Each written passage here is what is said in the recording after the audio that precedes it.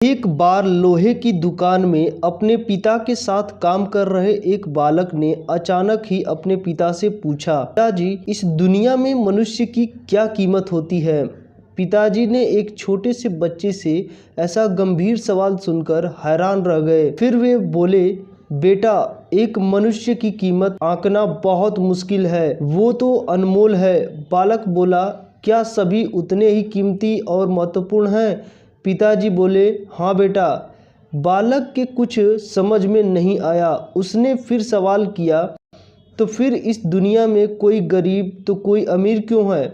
किसी की कम इज्जत तो किसी की ज़्यादा इज्जत क्यों होती है? सवाल सुनकर पिताजी कुछ देर तक शांत रहे और फिर बालक से स्टोर रूम में पड़ा एक लोहा का राड लाने को कहा। राड लाते ही पिताजी ने पूछा, इसकी क्या कीमत होगी? बालक, लगभग 500 रुपये। पिताजी, अगर मैं इसके बहुत से छोटे छोटे कील बना दूं तो इसकी कीमत क्या हो जाएगी?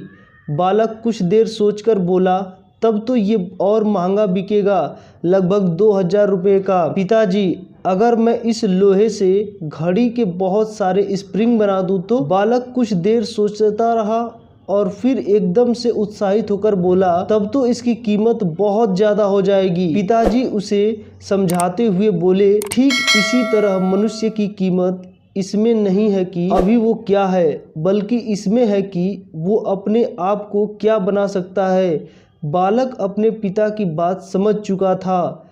इससे यही सीख मिलती है, हम किस परिवेश में पैदा हुए पले बढ़े यह मायने नहीं रखता, हम अपने आप को किस ऊंचाई तक ले जाते हैं यह मायने रखता है।